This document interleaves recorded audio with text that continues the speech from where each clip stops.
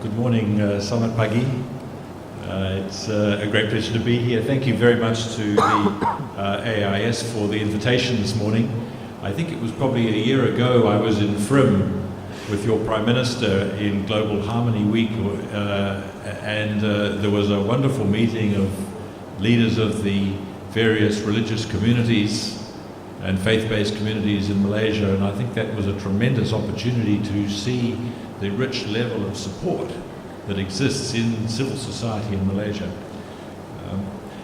I've got 10 minutes to talk about the global crisis and how to put anything meaningful before you in 10 minutes is going to be a challenge.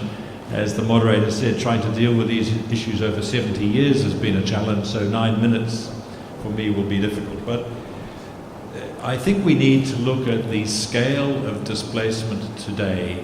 The issue of refugees and forced displacement is probably the number 1, 2, or 3 issue for most governments around the world today. How to deal with large numbers of people on the move, people crossing over international borders, people perceived as threatening the integrity, the quality, and security of receiving societies. People on the move are seen as a threat in this global world of strong sovereignty, powerful borders being erected, more and more nationalistic and nativist commentary from political leaders and others around the world. Refugees are going to be victimized a second time. We need to understand that there are about 60 million or more people who are physically displaced from their homes as we speak. And those numbers are increasing by the second. 60 million people. Behind every number is a story, a human tragedy story of displacement. And if you can just imagine for one moment, if I gave you 30 minutes to prepare your life's belongings to leave this place and you might never come back, what would you take with you? And what would you feel? That trauma of displacement is unimaginable, and many of the refugees who are in this room, I give tribute to your courage and your perseverance in dealing with things that the rest of us can't even imagine. So the first thing I want to say is the scale of the problem is enormous. It is so large that every country and every society at every level needs to wake up and start dealing with it. It is not an issue that can be dealt with by somebody else somewhere else. It is here, it is there, it is everywhere, and we need to find strategies of integration and inclusiveness and compassion that deal with it. The other thing we need to recognize that of the 60 million or more people physically displaced from their homes, 84% of them are living in the developing world. This is a problem where the burden largely falls on the shoulders of countries and societies that are doing their best to look after their own people, often in difficult socio-economic circumstances. And those are the places just across the border from these terrible places of conflict where sanctuary and help and generosity is first received. The people of Lebanon have hosted hundreds and hundreds of thousands of Syrians, to the point that it has almost existentially or demographically changed the nature of their society. But they do that without complaint. And yet countries that are far away from the places of displacement complain when a small boat load of people comes across their borders, and it is as if the sky is coming down and crashing down around them in terms of national crisis. So the real burden is on the societies and countries that are finding it difficult to look after themselves. So the question really is, how can the rest of us, the international community of states and societies, support better and help those other countries and societies shoulder the burden? The major problem that we face is that the classic solutions for dealing with refugees around the world are becoming more and more challenging. Last year, we were able to resettle, that is the movement of refugees from a country of asylum to a third country, about 180,000 people. At the same time, about 500,000 people went home.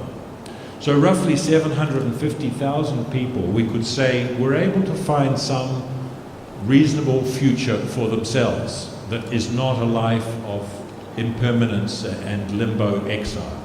750,000 people against 10 million new refugees last year. So you can see what's happening.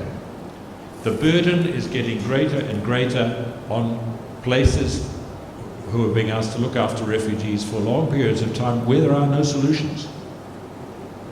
We need to understand that in the 21st century, the kinds of things that are causing societies to fall apart and produce refugees cannot be fixed overnight. The fabrics, the socio-economic cohesion, religious cohesion, social cohesion of societies is literally being ripped apart by conflict and extremism and violence and the politics of exclusion. So how can we stitch those societies and the fabric of those societies together? We cannot on the short term. These are long-term undertakings that involve not just humanitarian aid, that's the band-aid that we put on while we try and protect people, but we need to look at strategies that are based on addressing the root causes of displacement and looking at development strategies that include everybody and not somebody. I was struck by some of the language that's used in your introduction to the interfaith dialogue today. Inequality, injustice, poverty, oppression, and extremism. Those are all the root causes of refugee displacement today. Those are the kinds of factors that conspire with each other to produce the horrors in people's lives where they are forced to give up their homes, their security, the things that they love, and find themselves often in that humiliating situation of asking another country and another society to help. And that's the challenge, because in the 21st century, those people who've suffered once at the hands of their oppressors try to find their way to places of safety, often using smugglers who again exploit and take their resources and injure them along the way.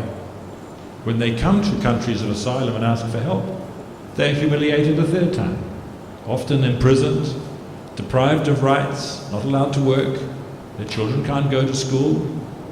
The sort of things that most of us take for granted in our own societies are denied of refugees whose only fault and crime was to cross over an international border and ask for help.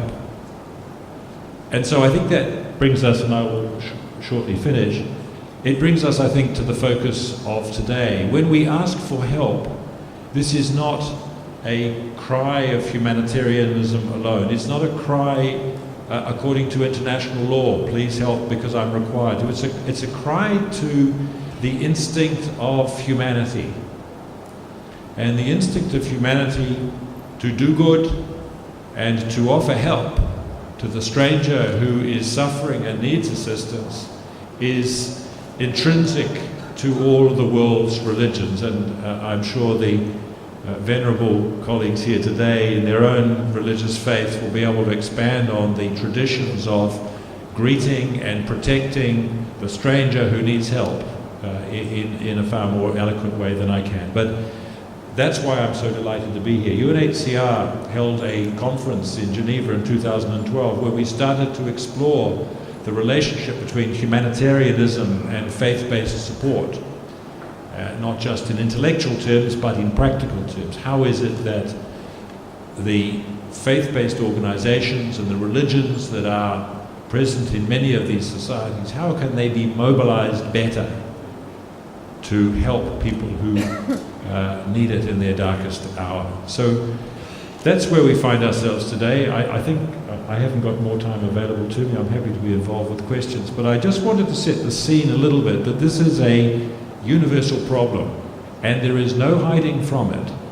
There is no putting up walls or fences or existentialist boundaries, because people will always find their way round, through, under or over barriers. That's what humans have always done, and that's what humans will always do. So let's be realistic. Manage security concerns of states. Make sure that host communities are being kept safe, but at the same time, make sure that we are reaching out and helping and protecting those who need it. We often hear, and perhaps this is the central question, We often hear that there is a conflict, an irreconcilable conflict between, on the one hand, national security and on the other, human security. We can't be kind and generous to people whose needs are based on human security because we compromise our national security. And I would suggest that we cannot assure national security until we start taking care of human security. If people feel better looked after and more secure, then law and order and national security is also better taken care of. So the two actually work together. And that, I think, is the challenge that we face as societies as we move forward to try and look after refugees, but also keep our own societies safe and secure. Thank you very much.